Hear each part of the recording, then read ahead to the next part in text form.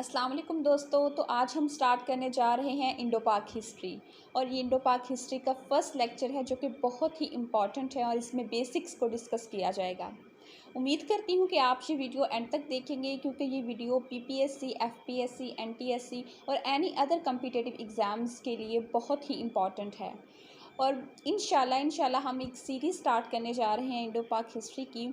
और अगर ये आप सीरीज़ कर लेते हैं तो मैं गारंटी के साथ कहती हूँ कि इंडो पाक हिस्ट्री के पोर्शन से आने वाला कोई भी क्वेश्चन आपका नहीं रहेगा।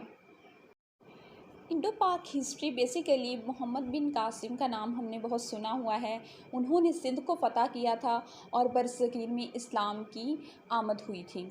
इसीलिए सिंध को बाबुल इस्लाम कहा जाता है क्योंकि सिंध के ज़रिए इस्लाम दाखिल हुआ था। तो मोहम्मद बिन कासिम किस डायनेस्टी के दौरान जो है वो बरसगीर में आए थे, तो वो उमैया डायनेस्टी थी, बनु उमैया।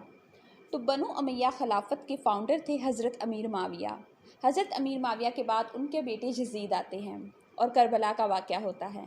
इसके बाद नेक्स्ट लीडर जो होते हैं किंग वो मरवान फर्स्ट होते हैं। और इसके आगे फर्दर दो बेटे होते हैं, अब्दुल अज़ीज़ और अब्दुल मलिक। अब्दुल अज़ीज़ का आगे चल के एक बेटा होता है उमर बिन अब्दुल अज़ीज़, जिनके बारे में हमने काफ़ी दफ़ा पढ़ चुके हैं। इसके बाद अब्दुल मलिक के चार बेटे होते हैं, Walid bin Abdul Malik, Salman bin Abdul Malik, Yazid bin Abdul Malik and Hisham bin Abdul Malik.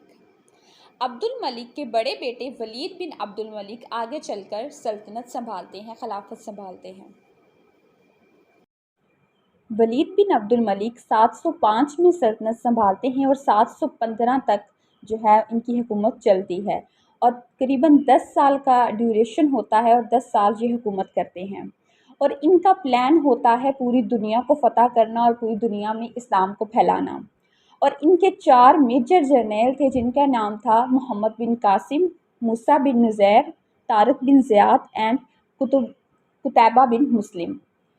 Mohammad बिन कासिम को ये हिंदुस्तान भेजते हैं वहाँ इस्लाम फैलाने के लिए और हिंदुस्तान को फ़तह करने के लिए।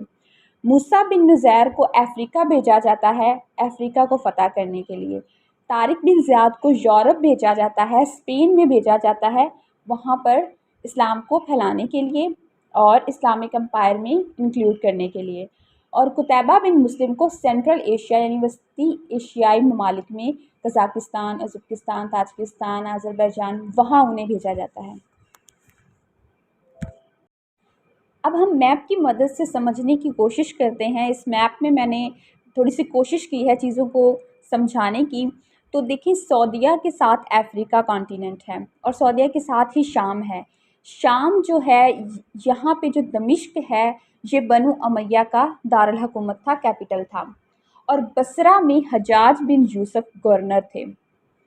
और साथ में यूरोप में तारिक बिन ज़ियाद को भेजा गया था, सेंट्रल एशिया में कुतैबा को भेजा गया था और सब कॉन्टिनेंट यानी पाकिस्तान और इंडिया में भेजा गया था मोहम्मद बिन कासिम को। अच्छा, तो यहाँ से बहुत इंपॉर्टेंट एमसीक्यूज़ बनते हैं, जैसे कि कैपिटल ऑफ बनु उमैया का कैपिटल दमिश्क था और बसरा का गवर्नर हजाज बिन यूसुफ था।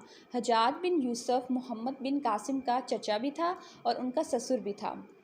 और श्रीलंका जो कि इंडिया के साथ एक छोटा सा कंट्री है उसका ओल्ड नेम साइलम है। ये बहुत इंपॉर्टेंट एमसीक्यूज़ है वन पेपर एमसीक्यूज़ के पर्सपेक्टिव से। अच्छा, हमने श्रीलंका का जिक्र यहाँ पे क्यों किया है, क्योंकि श्रीलंका से कुछ गिफ्ट्स भेजे जा रहे थे हजाज बिन यूसुफ को। और वो जो कश्तियाँ थी जिनमें सवार होकर गिफ्ट्स आ रहे थे और साथ में दूसरे गुलाम आ रहे थे, तो वो हिंदुस्तान के पास से गुज़रे थे और गुज़र रहे थे। तो हिंदुस्तान में जो दीबल के मकाम पर डाकू थे, उन डाकुओं ने उसे लूट लिया था और वहाँ पे ग़ुलामों को कैदी बना लिया था। तो फिर वहाँ से एक लड़की नाहिद ने हजाज बिन यूसुफ को ख़त लिखा था और हजाज बिन यूसुफ ने मोहम्मद बिन कासिम को हिंदुस्तान हमला करने के लिए भेज दिया था। तो इसीलिए श्रीलंका का जिक्र यहाँ पे हुआ है। अच्छा, अब मोहम्मद बिन कासिम के हवाले से जो इम्पोर्टेंट एमसीक्यूज़ बनते हैं वो ये हैं कि इनका ट्राइब कौन सा था। तो इनका ट्राइब था सकफ़ी और ये तैफ बस्ती में रहने वाले थे और इनको टाइटल दिया गया था इमादुद्दीन का। और ये हिंदुस्तान पर इन्होंने हमला कब किया? 712 में। जब मोहम्मद बिन कासिम ने हिंदुस्तान पर हमला किया तो उस वक़्त हिंदुस्तान पर राजा दाहर की हुकूमत थी और राजा दाहर की का जो कैपिटल था वो अरोड़ था। ये बहुत ही इंपॉर्टेंट एमसीक्यूज़ हैं जो कि पहले आ चुके हैं। और राजा दाहर के वज़ीर का नाम सिसास्कर था और उनकी वाइफ का नाम रानी बाई था, जो कि किले पे आकर मोहम्मद बिन कासिम को ललकारती हैं जंग के लिए।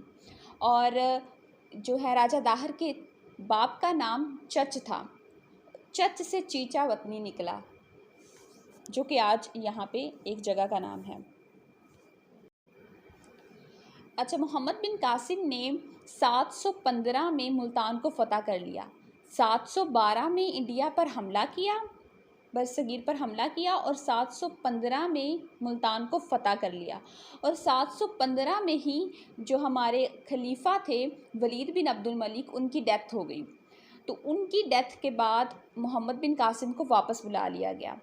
नहीं तो मोहम्मद बिन कासिम ने आगे फर्दर जो है वो प्रोसीडिंग करनी थी और लाहौर को फ़तह करना था, लेकिन चूँकि खलीफा की डेथ हो गई थी तो मामलात ख़राब हो गए, तो मोहम्मद बिन कासिम को वापसी के ऑर्डर आ गए।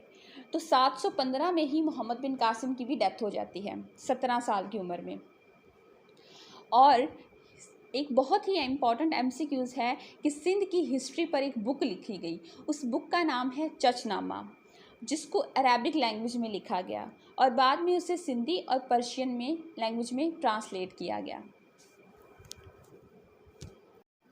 तो ये एक छोटा सा ब्रीफ सा इंट्रोडक्शन था इंडो पाक हिस्ट्री का कि कैसे जो है वो इस्लाम बरसगीर में आया।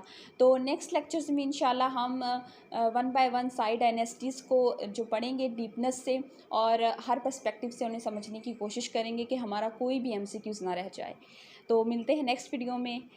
अल्लाह हाफिज़।